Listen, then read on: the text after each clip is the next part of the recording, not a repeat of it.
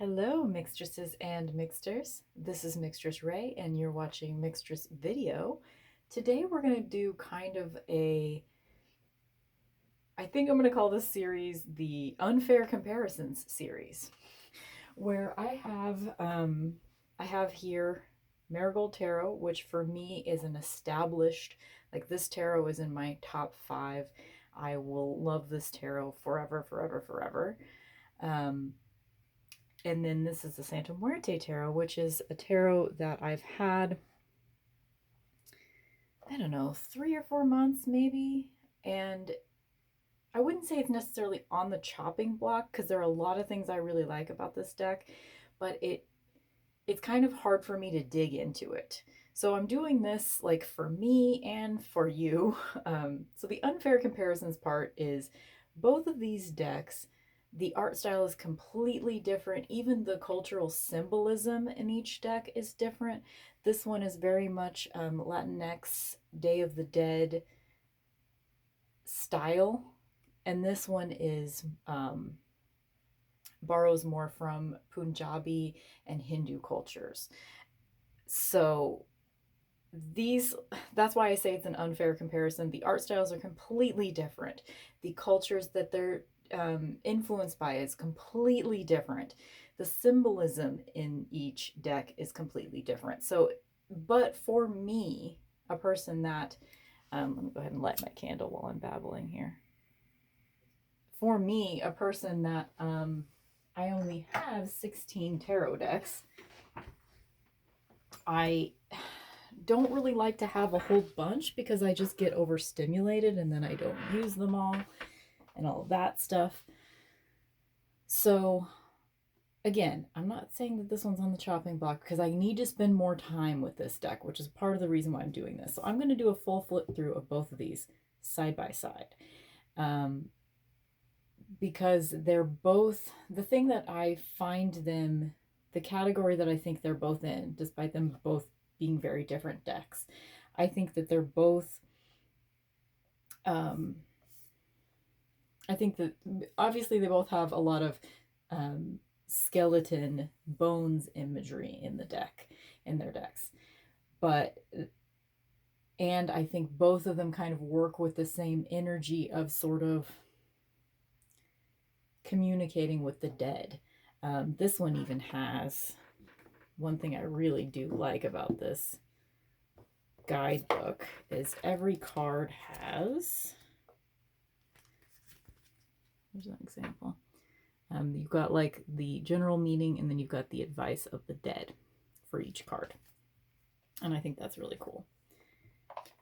So that's the like extra card. I need to take that one out. So again, unfair comparisons. We're going to flip through both of these decks and just kind of talk about the symbolism, talk about how it feels to look. I have full flip throughs of, well, I don't know if I have the one for Santa Muerte up yet. Of course, you can find full flip throughs of this deck. Kelly from A Truth and Story did a great, like, in-depth walkthrough of Santa Muerte Tarot. This is just my little bag, but I keep it in a bag inside the box. Love this bag. Smells good too. I've started doing this thing where I like pick different perfumes for my different decks and perfume the bags that I keep them in, if I keep them in a bag. Okay, I wasn't gonna do this, but I do want to get, okay, this is as close as I can get without totally readjusting the tripod, like taking it, stopping the video and readjusting the legs and all that stuff. So I'm not going to go that far. This is pretty close. It's pretty close. So yeah, I mean, obviously you can see how long this video is going to be. I don't know. I mean, again, it is an unfair comparison. But for me, since this deck is a little bit more inaccessible to me, like it doesn't immediately tell me what I need to hear from a tarot deck. So that either means I need to spend more time with it, or it means that this particular deck just isn't for me. I don't know which, so we'll see. We're just gonna play today. We're just gonna flip through some tarot decks together. Okay. So one of the things that I like about skeleton decks is the opportunity to, maybe I should just flip while I'm talking, the opportunity to maybe not have gender in the cards. And that is done to better effect in the Marigold Tarot than in Santa Muerte. And I'll show you why. One of the main, there are some like deal breaker type situations in this deck that, you know, I'll mention as we get there, that are not problems in the Marigold Tarot. The Marigold Tarot, like all the, I do like this Magician card though. In this Magician card, and even in the Fool, like with the Fool, you can see that we are probably supposed to think that this is a male entity, but it doesn't have to be, you know. This card does exhibit one of the problems that I have with this deck, one of the deal breakers. There's a gun. There are a lot of guns in this deck, and that is something that, like, I do think is maybe meaningful symbolism for being from Latinx culture, sort of the, like, and I might be saying this word wrong, machismo, or is it machismo? I don't know, the sort of like machismo that is exhibited in a lot of Latinx culture. It just toxic masculinity. Let's call it toxic masculinity because that's what it is. And that is in my language, so I am allowed to say it without butchering it. So there's a lot of toxic masculinity in Santa Muerte. I love that Magician, though. I mean, there's a lot of cards in this deck that I'm absolutely in love with. You know, I love this little palm with the eye, and he's got the crystal ball, and he's got the bones to cast bones with, and he's got all the candles on his sombrero. And even though I keep saying he, you could see this figure as male or female if you wanted to. Love this High Priestess card in both of these. She's got a key and a book and candles and the moon, and she's got this like elaborate throne, and she's got like this like pterodactyl creature hanging out up there. There are some cards in Santa Muerte that I'm just super drawn to. It again, another thing that points out that this is an unfair comparison is that, you know, my eye goes to these cards first when I'm looking at these two together, simply because these are so vibrant. And one of the things I like about Marigold Tarot actually is that it's just a tricolor deck. It's only black, white, and gold, as it says on the box. Or I guess it says life, death, and gold. For some reason I was thinking rooted in black, white, and gold. That's how it was in my head. Sorry. That's not what it says. So even though it's something that I really appreciate about this deck, it, by looking at them side by side, I'm already seeing that like my eye is going to this one first. One thing I do like about this deck is that they chose to make the Emperor and the Empress part of the same image, which is cool, except let's go ahead and talk about it.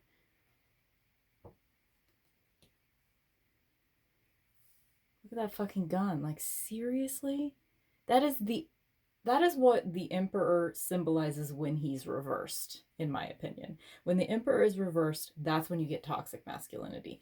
When he's upright, it should be divine masculinity, you know? So seeing him with this gun upsets me. Every time I get this card in a reading, I'm just distracted by how upset I am by seeing, like, I don't even know what kind of gun that is, but it looks like it's awful. Because it's a gun.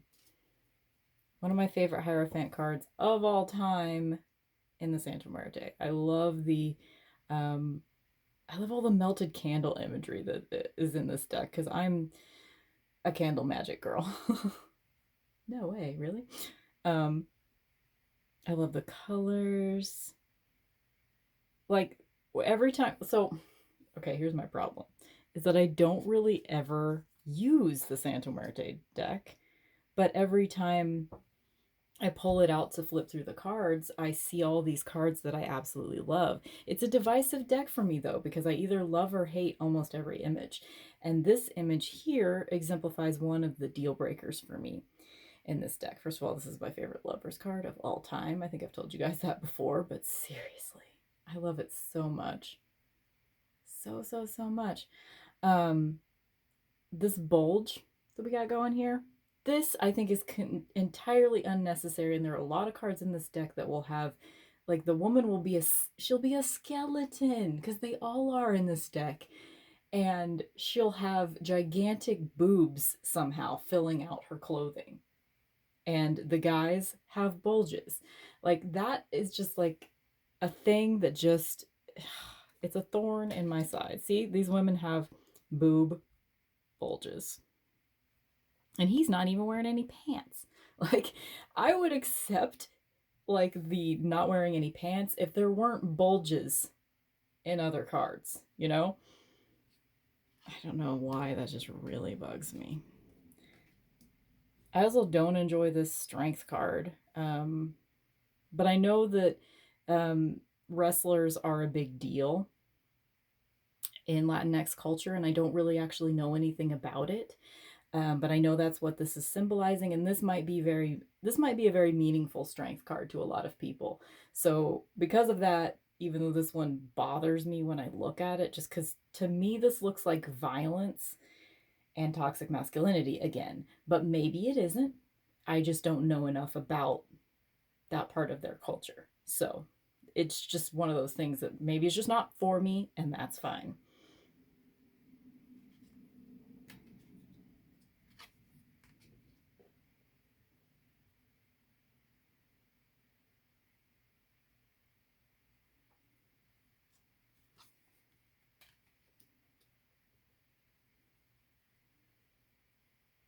I like this Wheel of Fortune card though. Even though I don't read with reversals, a lot of the times and there are several cards in this deck that I'll show you as we get there as well, that a lot of the cards in this deck, especially in the cups, are look like the imagery would lend well to reversals. For me, one of the reasons I don't read with reversals is simply because I don't want to look at the image upside down. So anytime I see an image that you could flip upside down and just by looking at the image, you can get a meaningful reversed meaning for it, like you can with this card. I see the purpose in it. I see the purpose in a reversal if you can turn the card over, which you can actually do with both of these. Because with the Wheel of Fortune, I mean, to me, the Wheel of Fortune is going to kind of, I mean, maybe you could see it as good karma versus bad karma if you're thinking upright versus reversed. But I think because it's a wheel, you really could read it the same no matter which way it was. No matter which way it was. Yes, I'm very smart today. That's why you watch my channel, right? I like both of these justice cards. I appreciate the way that clothing is dealt with on the skeletons more in Marigold Tarot, because it looks like clothing is actually draped upon a skeleton. And in Fabio Lestrani's Santa Muerte, I haven't said the names of either of these people. So Fabio Lestrani is Santa Muerte, and Amrit Brar is Marigold Tarot. I know I'm going to keep harking back to that because I just don't like how it kind of looks like, I don't know, like there's some kind of air inside their clothing that's blowing them up. I just don't like it. It's kind of disturbing, especially like here in the Hanged Man. It's a little disturbing to see clothes hanging upside down on a skeleton. I could see how that could be triggering for somebody, especially somebody that has body dysmorphia, maybe. Um, but I think if all the exposed parts are bone, which is the case with both of these decks, this is just an aesthetic critique because I am one of those people that sees every tarot deck as like an art gallery in a deck. Like, I think I heard that. I mean, I've always thought of it that way, but the way that I just said it is the way that Prism and Company describes tarot decks. Of course, I am absolutely obsessed with this. Like, the idea of death being this saint of not only death but also rebirth because she's pregnant with the future that she will eventually have to kill. She's got her scythe because not only is she going to birth this child, but eventually she's going to have to kill it as well because she is Santa Muerte. And that's just very Kali energy to me. She's got the hourglass hanging from her arm. Like, a card like this is what is going to probably make me hold on to this deck, even if I still don't reach for it that much. This kind of has similar symbolism too, because you've got the sort of like the divine light back behind the death figure here. So, like, yeah, death is taking a life right now, but that life is going to be reborn. There's the cycle going on there. I like both of these temperance cards. Again, we've got the issue of like, we see it doesn't really bother me in this image though. It's a little bit more subtle. And that's one of the other reasons why the whole clothing thing bothers me in this deck is because it's inconsistent. Like, sometimes a skeleton got no pants on, and other times the skeleton has a bulge in his pants while he's wearing them. And sometimes the clothing will drape on women as if they are a skeleton as they are presented, and sometimes they'll look like they've got like double D boobs. Anyway, I need to stop worrying. I need to stop talking about that because, God, my internet connection is the worst, guys. Every time, I just want you to appreciate, every time you get like a 45-minute video from me, it has taken about 12 hours for that shit to upload. And that's only in 720. I love this tower card. Very MC Escher, right? And it's another one that like you could get a meaningful reversal out of. Because that card, I mean, you can really get up in there and see all kinds of shit going on in that card. Great star card for both of these decks.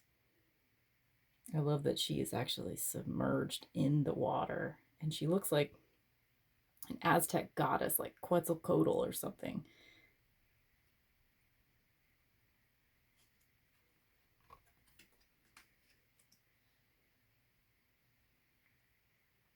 This is the only image in the deck, I think, where you get skin. And she sees herself as a skeleton. Which is almost, it's just, everybody loves that card. And you can see why.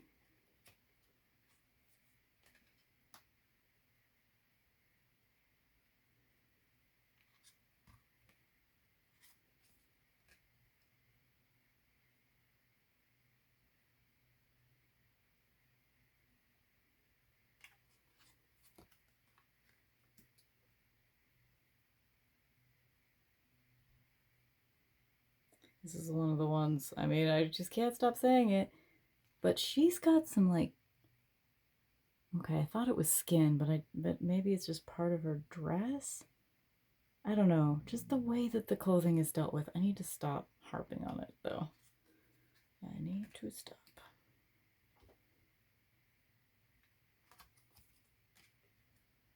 Again, fucking guns. Fucking guns. This one's great though. And this one, I love the use of like flowers, plants, the use of plants, the use of flora in general is really great in Marigold Tarot because it's all very thought out. These are forsythia branches because forsythia is the first plant, the first like flowering, one of the first flowering plants of spring in my area anyway. And so this totally tells me what I need from the Three of Wands.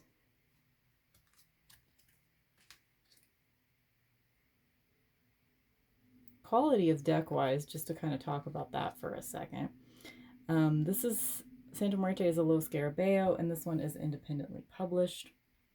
This one has a these cards are a little thinner, but they've got that gorgeous, I love that linen finish thing. This is my favorite deck to shuffle. Like, it's a big deal. These are like, they're a little thicker, but almost every card immediately has like the finish is coming off of the corners. And I haven't, like I said, I haven't used this deck very much. So this deck, like the quality of the cardstock is not great. It shuffles okay.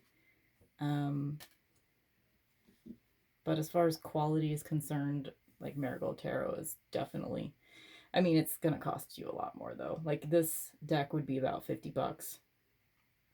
And this one you could probably find for 20, 25 online. Okay, here's another issue that I have with Santa Muerte. To me, okay, so I love this little half border that they got going on here. I think that's cool. But I wish that the numbers were down here, because when I see a 6 or a 9 or a 5 or a 2, I get confused for a second. Like, this is the 6 of Wands, but to me, I think you should read it like this, but you don't. You read it like this. You read it like this, and then like this. So that confuses me, and it just takes me a second, and I don't like when I have to like. And I made a mistake on my pick a card reading that I posted a few videos ago, because I pulled this card and I kept calling it the 9 of Wands. And it's not, it's the 6.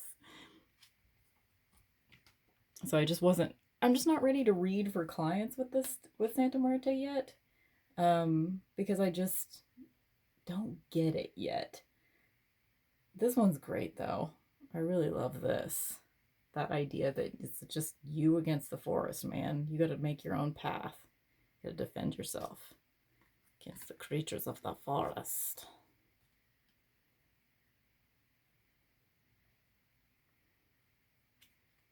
I would say that Santa Muerte is like my most masculine deck. For sure. Like nothing else even comes close. See, look how big her boobs are. Okay, I gotta stop pointing it out. I love the 10s in this deck because they all have a moth or butterfly, with the bottom half being part of a skeletal structure that symbolizes the suit. So with the 10 of Wands, you've got pelvis, which is totally cool. And this is cool too, because you've got all of these strands sort of oppressively hanging over this little guy. 2, 3, 4, 5, 6, 7, 8, 9, yeah, 10. So that makes the 10th. So even though this one's definitely very Pip-like deck, the plants chosen are very thoughtful. The way that they're portrayed is very thoughtful. It's a great marriage in between like Pip and fully illustrated minors. Another thing, the gender balance is not great in the court cards in Santa Muerte. I think we have one female page, maybe 2. There might be 2 female pages, but for the most part, the males are pages. All the pages are male. All the knights are definitely male. And then we've got female queens and male kings, as per usual. In this deck, I think all the pages are female. Or like, again, with this deck, you don't have to actually see it as gendered.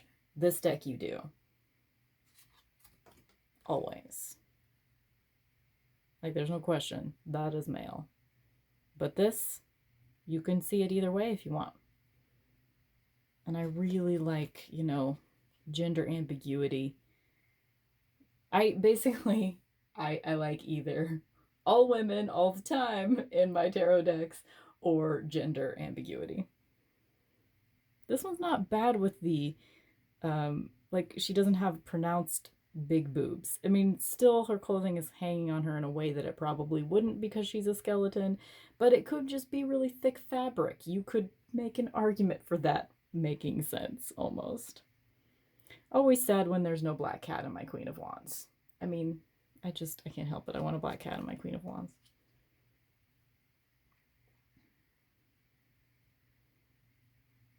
Again, unfair comparisons because these are obviously representing two completely different cultures. But they just both have skeletons in them, so I'm talking about it. The cups, oh, the cups are so gorgeous in the Marigold Tarot. And there's a lot of really cool symbolism. These two look nice next to each other, don't they? I love that there's a moon on this one's forehead and a sun on this one's forehead. I love the love going on here. This is one of my cards of the day, actually. So his cup is pouring into hers. Or vice versa. She could be the taller one. In this card, gender ambiguity. Love it. How she's reaching into his rib cage to touch his heart. Like, Two of Cups. Beautiful. Okay, this is one of the deal breakers for me. First of all, I don't want to see a man in the Three of Cups. It's about sisterhood to me. It's about a coven of women. However, I could accept it if he wasn't at the head of the table. I mean, to me, it's like they're toasting him. Although she's looking at her, they're kind of looking at each other, and he's sort of looking at her. So, I mean, it's not like they're all completely paying attention to him, but he's still the center of the card. He's the head of the table. And I think that taints the symbolism of the card for me. For me. Again, I didn't create this deck, so I'm making criticisms based on what I would do with a deck. Here's one of the ones, like I was telling you, like with the Four of Cups, I feel like it's apathy. It's sort of a neutral emotion. So if you read it reversed, it would kind of have the same meaning, right? Don't you think? Especially in the cups, you get like some really meaningful reversals. And I don't even read with reversals. Like I said, I don't. And you can see it here in the Five of Cups as well, because they're all upside down. So if you read the Five of Cups reversed, they're right side up. So you could get a happier reading if that were reversed. So, I mean, again, I don't use reversals, but if for some reason while I was doing a reading for a client, if I pulled this card and it happened to be reversed, I might actually just accept it that way because it's easy to read that way. And part of my problem with the reversals, like, again, is like this image, it doesn't look nice upside down. I don't want to look at the images upside down. That's the main reason why I don't read with reversals. This is a great card, though. The fact that she's submerged in water, but she can't get out, and there's all these dark clouds, and then submerged in water, and she can't get out of the labyrinth in her mind. That is a great symbolism to me.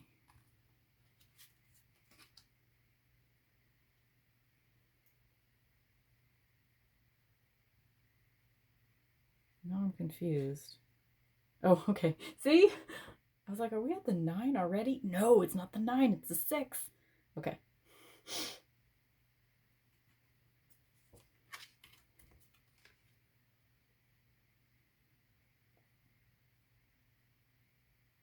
This is another one that, like, if you read it reversed, you might see it as, like, slightly darker of an interpretation because you've got... But not really. I mean, this would have basically the same meaning reversed.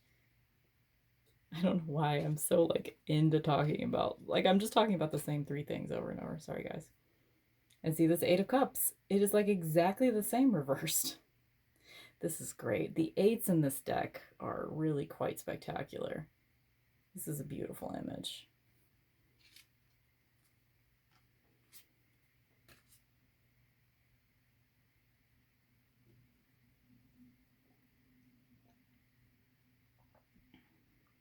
I just have a hard time with some of the symbolism in Santa Muerte because, like, I think of the Nine of Cups as being, it's like a very like self-satisfied card. I mean, I guess you think of it as a wish fulfillment card, I guess, because okay, I just talked myself out of that one because there's a treasure chest right there.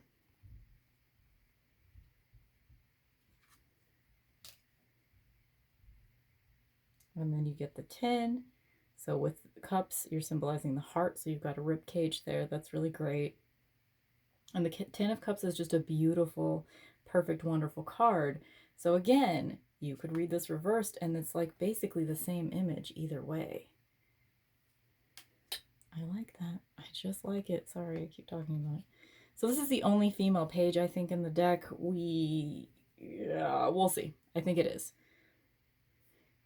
in Santa Muerte. But it's a beautiful image, my God.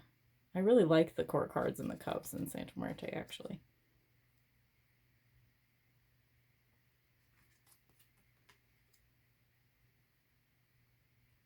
I like that she's presenting this like it looks like a Sacred Heart, but it's got some spikes around it.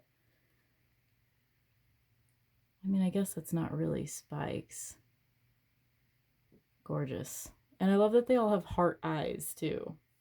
So there's just so many things to love in Santa Muerte, but it's just a divisive deck for me. I either love each card or I hate it. So I do find it to be meaningful. Even just throughout the course of this video, I'm like, okay, I thought it might be on the chopping deck block, but it's not. I'm not going to get rid of it. Not yet, anyway. It's one of those things I need to keep around, I think, for maybe a year or two, just to see if am I ever really going to dig deeper into it, or is it just one of those things that I'm not going to reach for, and then every once in a while I get it out and go, oh yeah, I like this.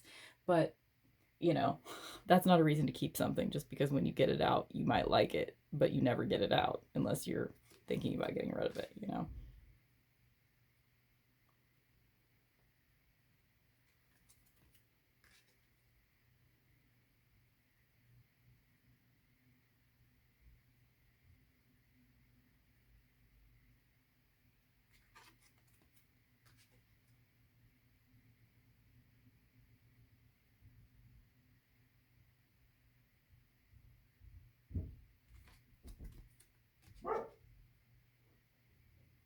Waiting for a package.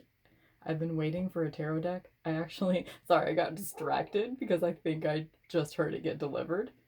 I've been waiting for a package. I ordered it like the first of the month and it didn't ship for like 2 weeks. And it's been 2 weeks since it shipped. I think it's here. Oh my God. The Muse Tarot. I'm waiting for the Muse Tarot. So as soon as I finish this, I might just go ahead and like film an unboxing since I got this all set up, even though I don't normally do unboxings. Which means I'll probably put that video up before this one. Five of Swords is one of those cards that I still sort of struggle with. I think just as far as the meaning is concerned, I kind of struggle with it. I think of it kind of as a self-sabotage card, that like you've achieved something, but it wasn't the right thing. Maybe. That's just one of the ones I just struggle with. The Six of Swords is very clear to me. I have very specific ideas about how I feel about the Six of Swords, which I've talked about before, so I won't do it here, but this one is a pretty good representation of that. This one I struggle with a little bit. It's a little too pippish for me. Like, I don't really... Like, what is with the little tiny knife hanging from the bigger knife? It seems like it was just a way to get it in there in a unique way, but I don't really see the meaning from looking at this card. I mean, I have no problem since I have all the meanings memorized anyway. I have no problem reading with this deck when this card comes up. But as far as symbolism, I don't really see symbolism in this. And that might just be because I just haven't gotten there yet. Maybe need to journal with that card.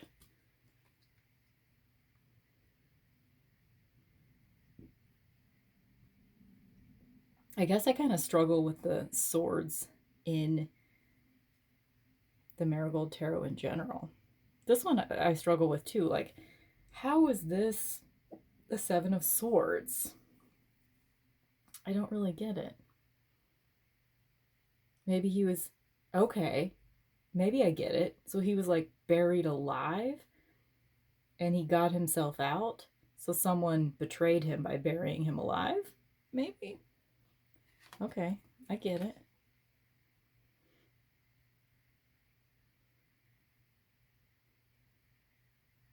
This one I'm not sure I get.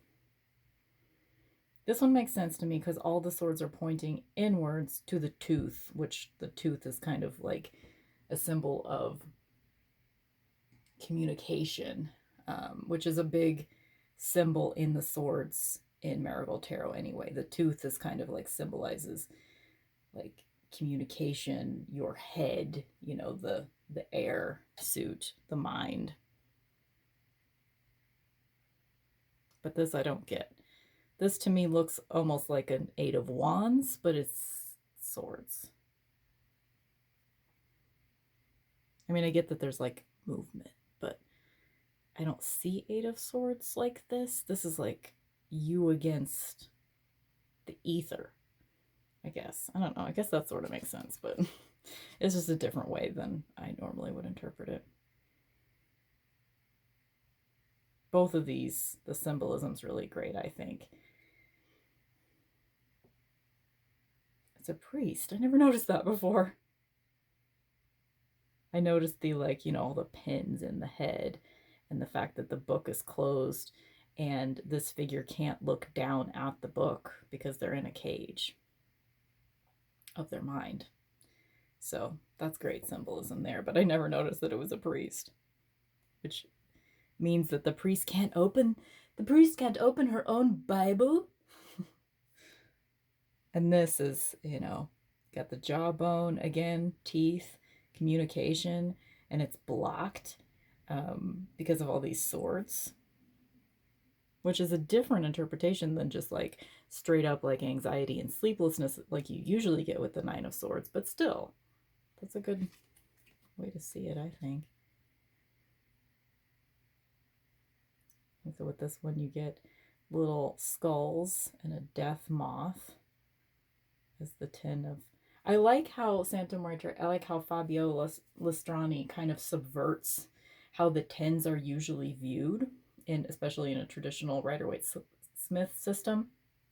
Like the 10 of Swords, we're not seeing this. We're not seeing swords sticking in a person. We're not seeing the rock bottom. We're seeing sort of achievement of the mind in this one.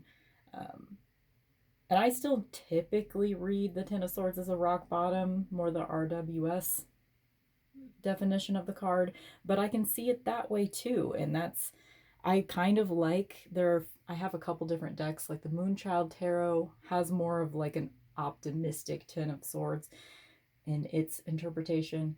I like having decks that subvert the typical meanings, as long as I can find a reason for it,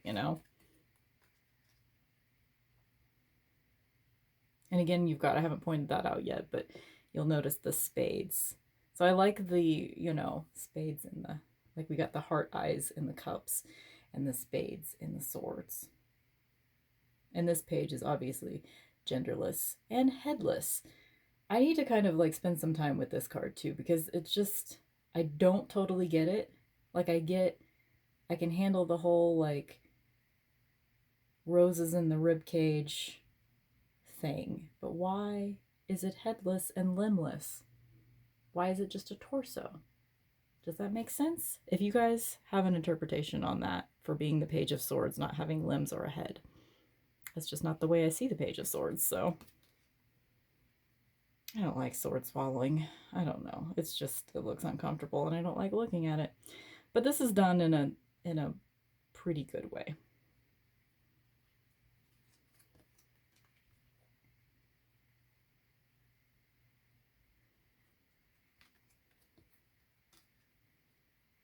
I like that his knife has like some scroll work going on it.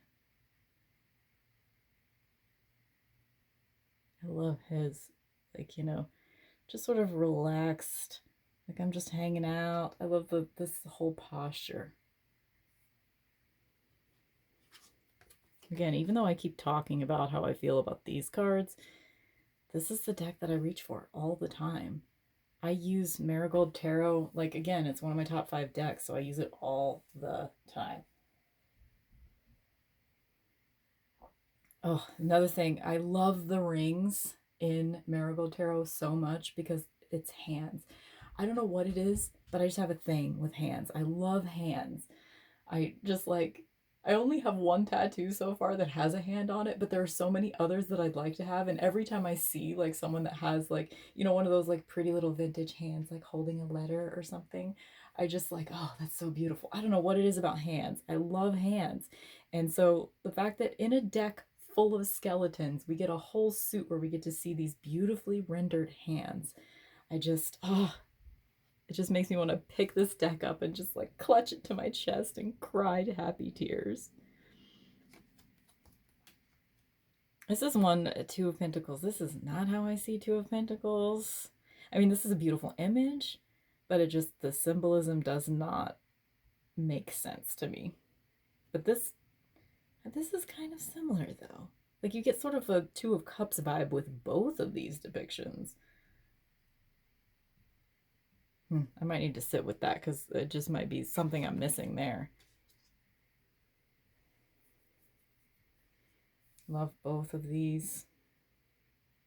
I just like the hands are so beautiful. Amrit Brar is really good at her illustrations. I think they're so accurate. This one gives me more of like a 7 or 8 of Pentacles vibe. But I get that, like, you know, things have started to grow and you're sort of watering. But I think of the Three of Pentacles as a teamwork card. But of course, there actually isn't any teamwork going on in either of these images. So again, maybe just something I'm missing.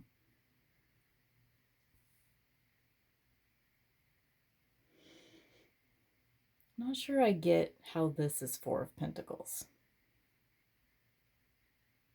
Maybe because she's like this huge Godzilla creature and she's being greedy and she's taking from the bank. She's controlling this entire world. Okay. All right.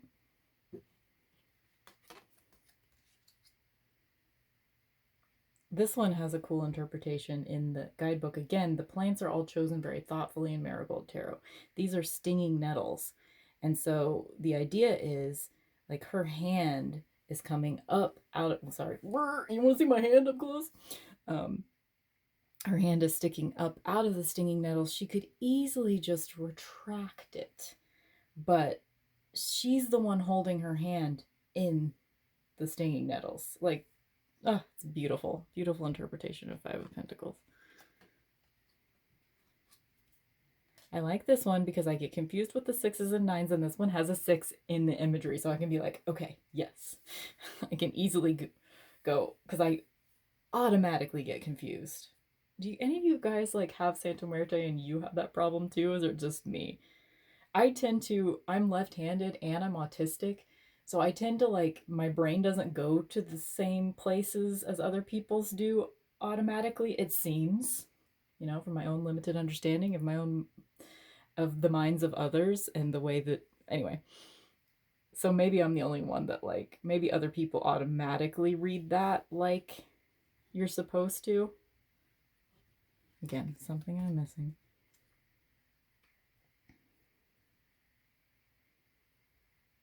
This is beautiful.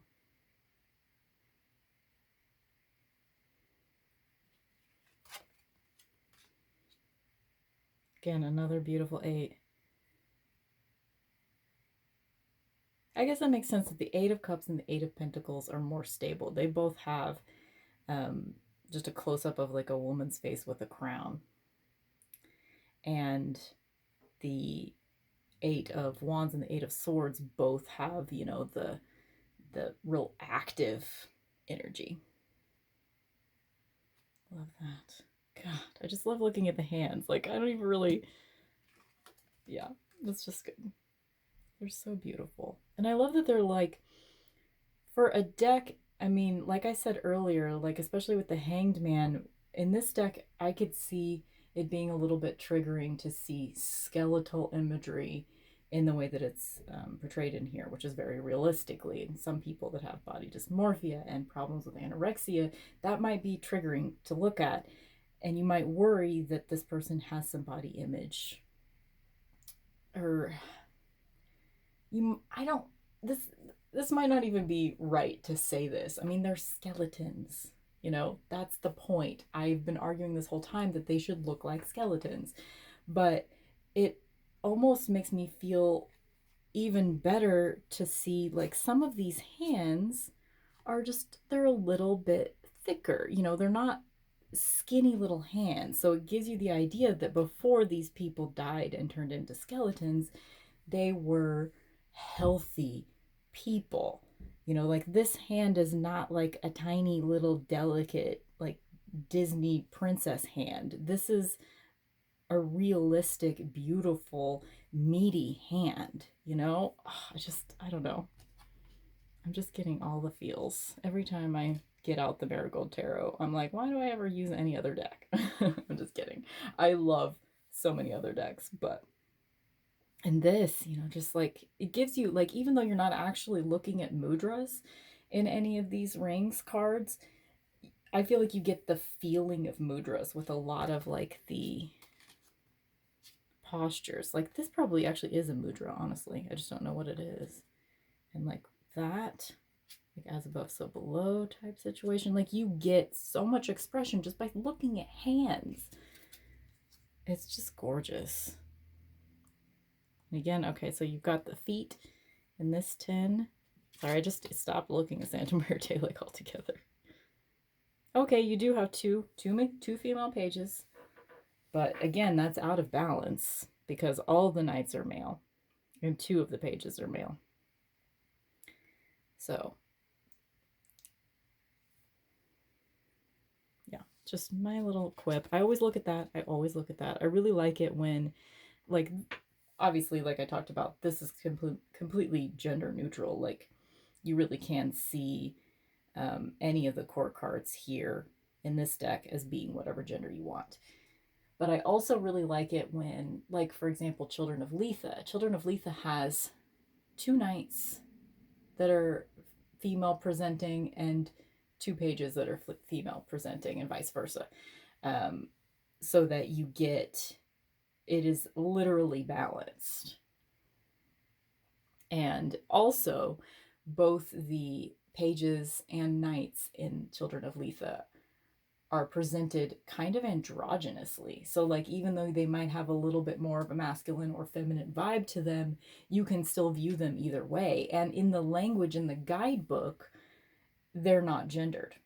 So I don't know why I'm talking about Children of Letha right now, but that deck isn't here.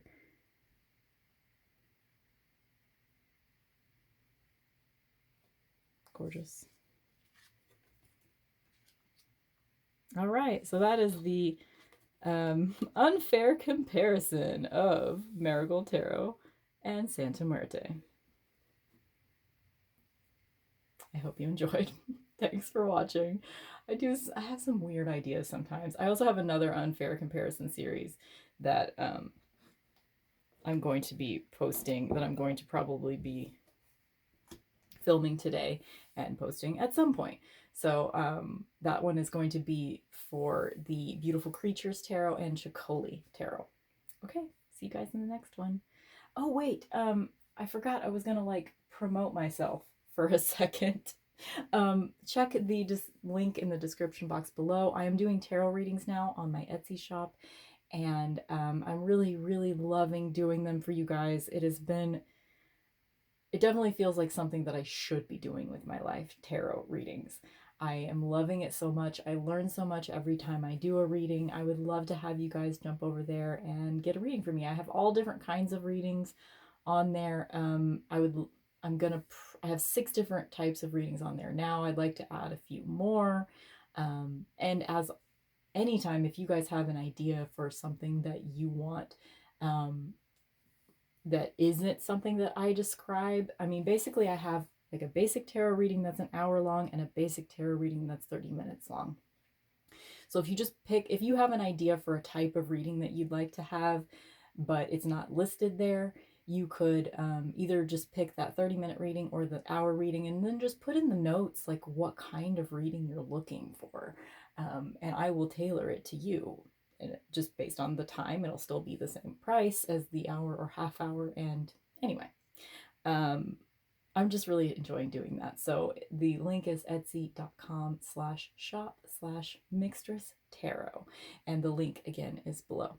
So thanks and have a great week, month, year, all the things. Whenever you see this, I hope you're having a great day.